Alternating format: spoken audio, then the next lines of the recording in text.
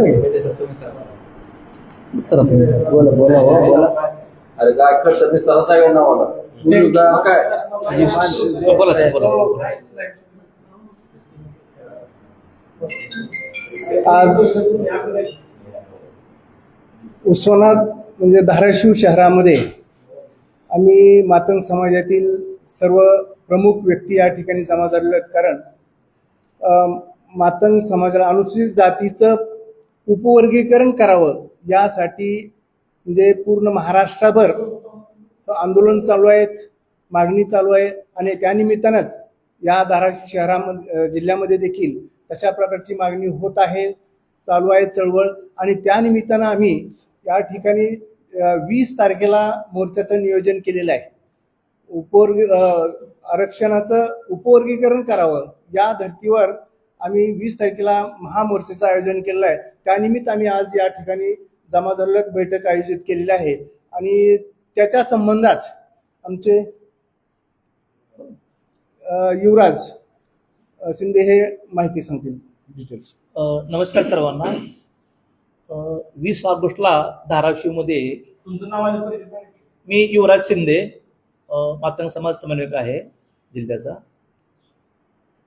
तर 20 ऑगस्टला आम्ही कलेक्टर कचेरीवर मोर्चाचं आयोजन केलेलं आहे. त्या संदर्भात मोर्चाची तयारी केलेली आहे. पूर्ण कालपासून आम्ही बैठक घेतलेल्या आहेत आणि हे सगळं उपगडावर आमचं सकल समाजाचं आधी हे आहेत कार्यकर्ते महाराष्ट्रामध्ये सर्व ते येणार बैठकीला कार्यक्रमाला. त्याचं ते अजून नियोजन केलेलं आहे.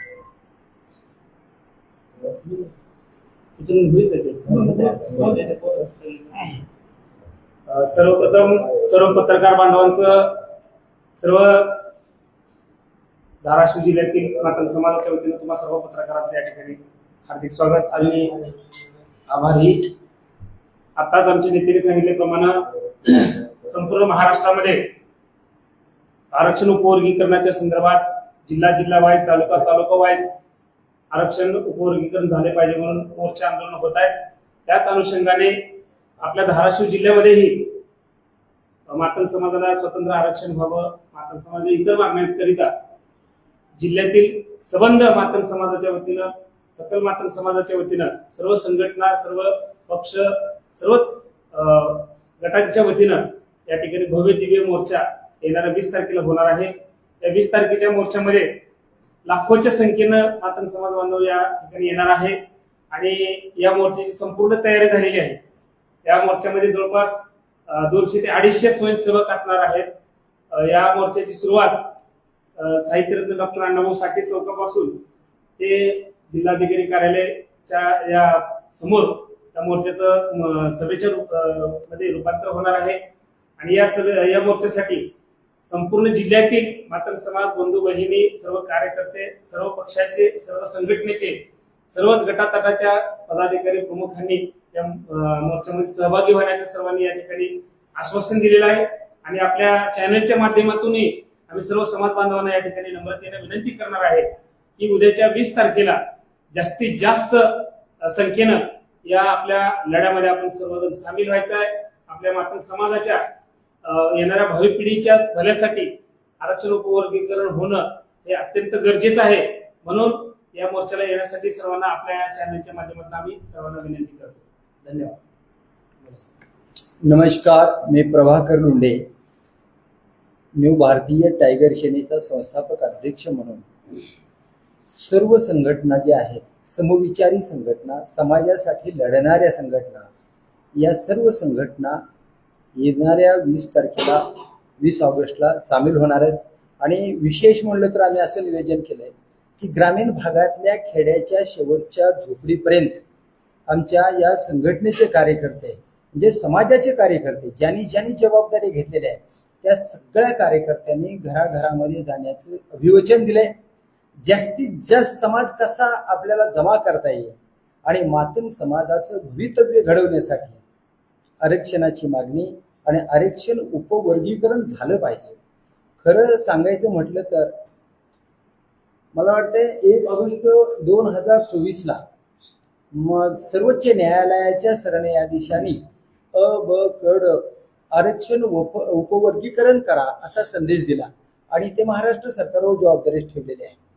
यांना जर द्यायचं असतं तर त्याच्या दुसऱ्या तिसऱ्या दिवशी सुद्धा त्यांनी निर्णय दिला असता. पण आम्हा दोन भावाभावामध्ये वाद निर्माण करून काहीतरी महाराष्ट्र सरकारला संधी साधायची का असा एक प्रश्न आता निर्माण होत आहे. किंवा 2 वर्ष झालं मातंग समाजाचं आरक्षणाचं उपवर्गीकरण झालं नाही म्हणजे सर्वोच्च न्यायालयाच्या सरन्यायाधीशाचा सरासर महाराष्ट्र सरकारने 2 वर्ष अपमान केला असा त्याचा अर्थ होत आहे. आणि म्हणून आम्हा दोन भावाभावामध्ये कधी वाद निर्माण होणार नाही आणि डॉक्टर बाबासाहेब आंबेडकरांच्या विचारापासून मातंग समाज दूर जाणार नाही हे 100% खरं आहे. पण महाराष्ट्र सरकार वाद लावून आपली संधी साधतो का असा एक प्रश्न आमच्या डोक्यामध्ये खेळतोय. आणि म्हणून आरक्षण तात्काळ आम्हाला द्या आणि आरक्षणाचं उपवर्गीकरण लवकरात लवकर करा म्हणून 20 ऑगस्टला भव्य असा मोर्चा पूर्ण महाराष्ट्रात मोर्चे निघालेले आहेत. पण आमचे पूर्वाश्रमीचे महार समाजाचे बांधव, बौद्ध समाजाचे बांधव आणि मान समाजाचे बांधव त्यांनी मोर्चा काढलाय म्हणून आम्ही मोर्चा काढायला असा त्याचा अर्थ नाही. त्यांनी लोकशाहीच्या माध्यमातून त्यांनी ते मोर्चा काढावा, आरक्षण मिळू नये म्हणून, आम्हाला आरक्षण पाहिजे म्हणून आम्ही मोर्चा काढावा. ही दोन्ही मोर्चे महाराष्ट्र सरकारच्या विरोधात आहेत, त्यांच्याकडे मागणी आहे आमची. आणि म्हणून या दोन समाजामध्ये वाद न निर्माण होता कुठल्याही आमच्या समाजाने इतर महापुरुषाचा अपमान होणार नाही याची आम्ही दक्षता घेतली. आणि आमच्या बौद्ध बांधवांनी बी अशी दक्षता घेतली की कुठल्याही महापुरुषावर टीका टिप्पणी करू नका, वाद निर्माण करू नका. आणि आम्ही भावाभावानी सुद्धा एक निर्णय घेतलाय, आम्ही कुणाच्याही विरोधात बोलणार नाही आणि त्यांनीही आमच्या विरोधात बोलू नये आणि भावाभावाचा वाद निर्माण करू नये ही एक आम्ही खुणगाट आमच्या समाजामध्ये निर्माण केली. कोणताही आमच्या समाजातला एकही कार्यकर्ता महापुरुषाच्या विरोधात बोलणार नाही किंवा आमच्या समाज बांधवाच्या विरोधात बोलणार नाही. आमचा हेतू एकच आहे की महाराष्ट्र सरकारनं जे तळागाळात राहिलेला मातंग समाज आहे त्याच्यापर्यंत आरक्षणाचा वाटा पोहोचला नाही म्हणून सर्वोच्च न्यायालयाच्या सरन्यायाधीशांनी स्पष्ट सांगितलं की शेवटच्या झोपडीपर्यंत आरक्षणाचा वाटा गेला पाहिजे. आणि तीच भूमिका डॉक्टर बाबासाहेब आंबेडकरांची राज्यघटनेच्या माध्यमातून दिसून येते. म्हणजे राज्यघटनेचा आधार घेऊन सर्वोच्च न्यायालयाचे सरन्यायाधीश भूषण गवई यांनी जो आदेश महाराष्ट्र सरकारला दिलाय त्या महाराष्ट्र सरकारनं तात्काळ आरक्षण देऊन आरक्षण उपवर्गीय करून सर्व वंचित असलेल्या आरक्षणापासून वंचित असणाऱ्या समाज घटकापर्यंत आरक्षण मिळवून घेण्यासाठीच आमचा मोर्चा आहे. कोणाचा विरोध म्हणून नाही किंवा कोणाला आमचा द्वेष म्हणून नाही. आमचा मोर्चा आहे मातंग समाजाच्या भावी पिढीसाठी न्याय मिळाला पाहिजे आणि ती महाराष्ट्र सरकारनं तात्काळ दिला पाहिजे हीच आमच्या समाजाची मागणी आहे.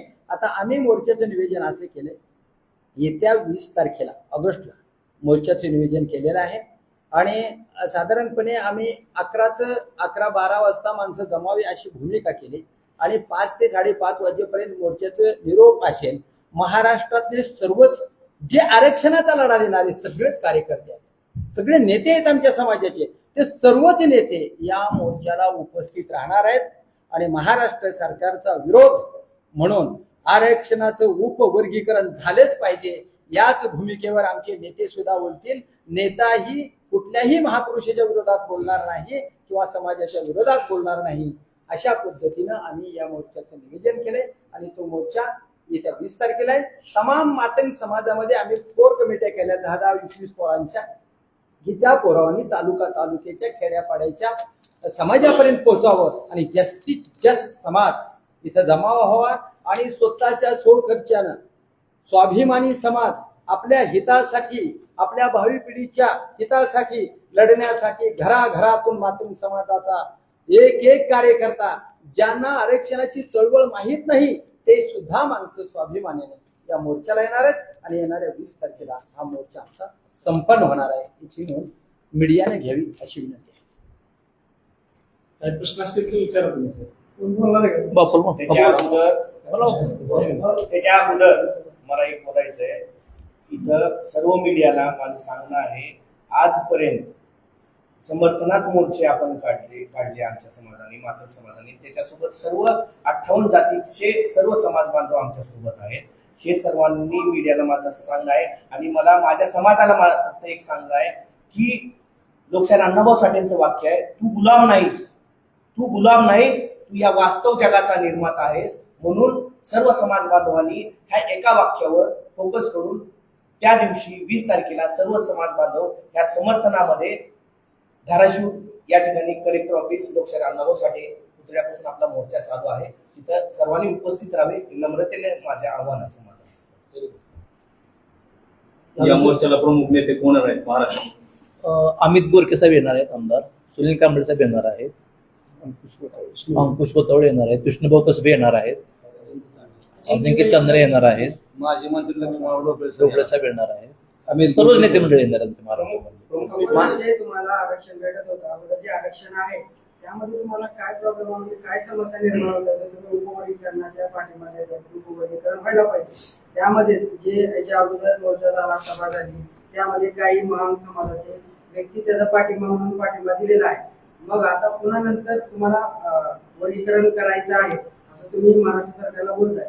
तुम्ही असं का अगोदर तुम्हाला त्याचा वर्गीकरणाचा लाभ भेटत होता, जे आरक्षण आहे ते मग वेगळं का पाहिजे, नेमकं काय ते बघा, एक कोर्टाने आदेश दिलेला आहे ना 24 मध्ये की जो समाज वंचित आहे, ज्या समाजापर्यंत आरक्षण पोहोचलं नाही, आणि म्हणून कोर्टाने आदेश केलेला आहे की वर्गीकरण करावं प्रत्येक राज्यामध्ये. मी या प्रश्नाचं उत्तर देऊ इच्छितो.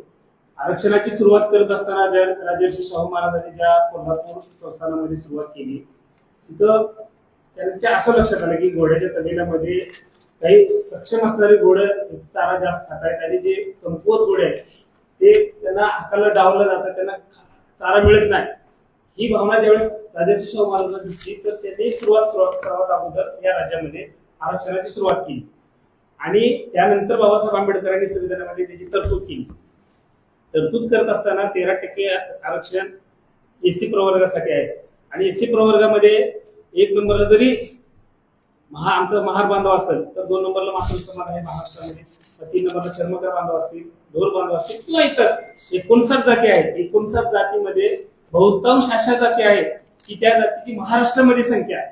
काही जातीची 18 आहे, काही जातीची 20 आहे, काही जातीची 50 आहे, काही जातीची 100, 150, 200च्या आत अशा असणाऱ्या इतर जाती आहेत. म्हणजे या महाराष्ट्रामध्ये फक्त आणि फक्त एक 10 जाती जर सोडलं तर संख्येनं, तर बाकीचे इतर जे जाती आहेत ते एकदम अल्प संख्येने आहेत. मग ह्या ज्या आरक्षणाचा जर आपण तुम्ही बघितला तर आरक्षणाच्या मधल्या वेगवेगळ्या योजना आहेत.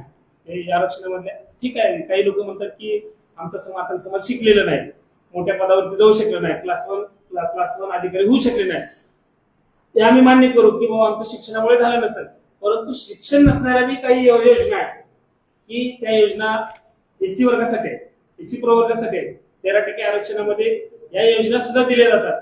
मग जेणेकरून राज्य शासनाच्या समाज कल्याण करून देण्याला दादासाहेब स्वामीकरणची योजना असेल, त्याला शिक्षणाची अट नाही, किंवा रमाई आवास योजना आहे तर घरकुलची योजना असेल. नाही, हे समजून सांगावं लागतं. पत्रकार बांधवांना हे सांगावं लागेल की आरक्षण बघा, थोडक्यात शाहू महाराजांचं उदाहरण आहे. काय गरज आहे तसं नाही, एक मिनिट. मला माझं पूर्ण तेच ते. एक म्हणजे एकच आहे असं तुम्हाला शॉर्टमध्ये सांगतो. 13% जास्त 2% जास्त म्हणजे तुम्ही 2%साठी मागणी करता, 13% मध्ये तुम्ही समाविष्ट आहात, बरोबर आहे. 13% मध्ये जास्त लोकांना त्याच्यामध्ये लाभ भेटणार, परंतु 2% मध्ये फक्त वेगळा लाभ कसा भेटेल आणि ह्याच्यामध्ये थोडं स्पष्टीकरण करू शकता. 2% आहे.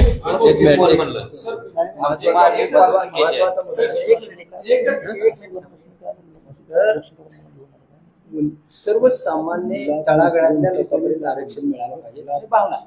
पण मातंग समाजाला 1831 ते 1952 पर्यंत मातंग समाजाला शिक्षण घेता आलं नाही. त्याचं कारण असं आहे की हे एक दरोडेखोर समाज म्हणून शिका मारला होता समाज आणि यांना हाजऱ्या लावल्या होत्या. हाजऱ्या लावल्यामुळे याला शिक्षण घेता आलं नाही आणि त्या पट्टीमध्ये 59 जातीमध्ये ज्या लोकांनी शिक्षण बाबासाहेब आंबेडकरांचा आदर्श घेऊन ज्यांनी शिक्षण घेतलं त्याला त्याचा लाभ जास्त मिळाला.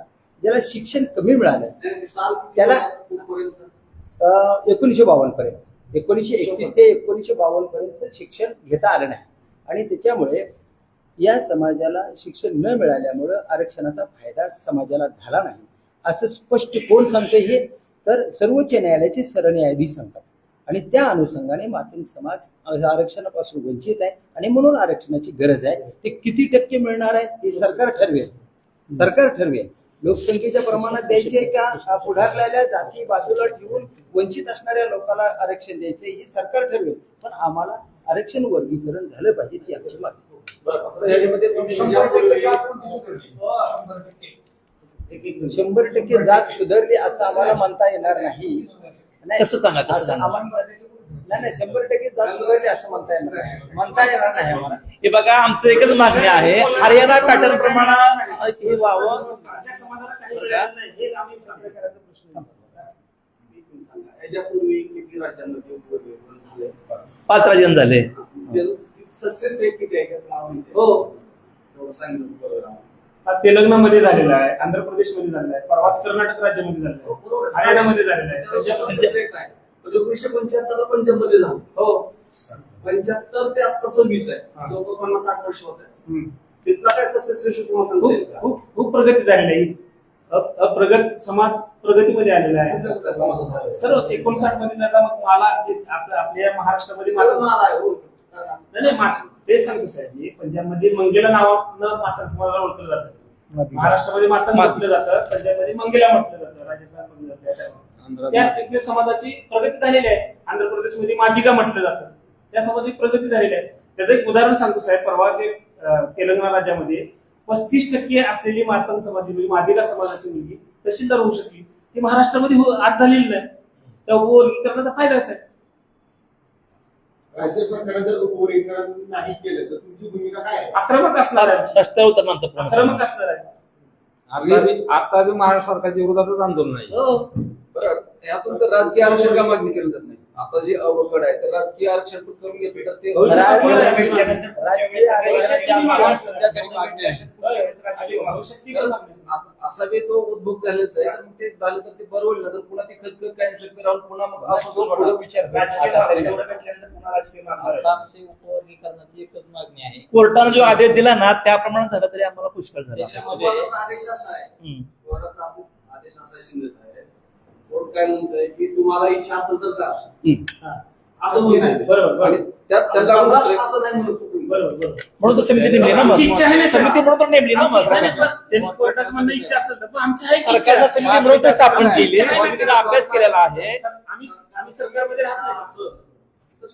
हे बघा, सरकारनं समितीने निर्माण केली, समितीने अभ्यास केला, समितीने सर्वे केला, बरं का. समितीने अभ्यास करून केलेला साधारणतः त्याप्रमाणे निर्णय होईल. काय काय प्रश्न आहे? हो सर, सरकारचे 59 मधल्या कुठली मागणी धरून राहिली, लावून धरली महाराष्ट्रभर, आंदोलन छेडण्यात येईल किंवा समाज रस्त्यावर उतरला तर त्याचा विचार करून पुन्हा तुम्ही वर्गीकरण करा. मग त्याच्यामुळं सरकारने आमचा विचार करावा म्हणून आम्ही रस्त्यावर बघा, एक तुम्हाला उतरला. उदाहरण आरटी वेगळी झाली, आरटी वेगळी झाली परवा, बरोबर. तर त्याची एक लढत निर्माण झाली मातंग समाजाची. एक लढत निर्माण झाली कळवे नावाची नाशिकला. पूर्वी भारतीय एकत्र, आपण एकत्र होतो पूर्वी. ते पूर्वी भारतीय एकत्र, सगळा समाज एकत्र होता, बरोबर. वाढवली पाहिजे. नाही नाही, बजेट ही लगेच संपत 1000 तो विषय वेगळा आहे. तर आमचं काय म्हणणं आहे की तो विषय वेगळा आहे. हो, तो विषय वेगळा आहे. हे आम्हाला कळलं सांगा. मला काय पाहिजे सांगा. हा, बोला बोला. तुम्ही नाव घेऊन प्रश्न विचारा, कुणी बोलावं असं. सुप्रीम कोर्टाचे तुम्ही काय सांगितलं की क्रिमिनलची आठ टाकली आहे.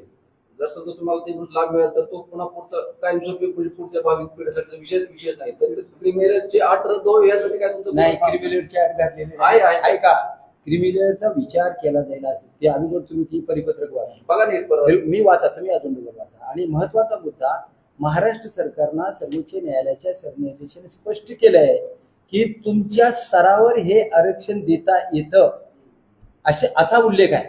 आता द्यायचंय का नाही द्यायचं ही सरकारचा विचार आहे. आमची मागणी आहे, आरक्षण वर्गीकरण झालं पाहिजे. अ व कड करून सर्वांना बाबासाहेब आंबेडकरांच्या म्हणण्यानुसार, राज्यघटनेनुसार शेवटच्या स्तरापर्यंत आरक्षण पोहोचलं पाहिजे एवढीच आमची मागणी आहे, बाकीच आमचं काही म्हणणं नाही. आरक्षणामुळे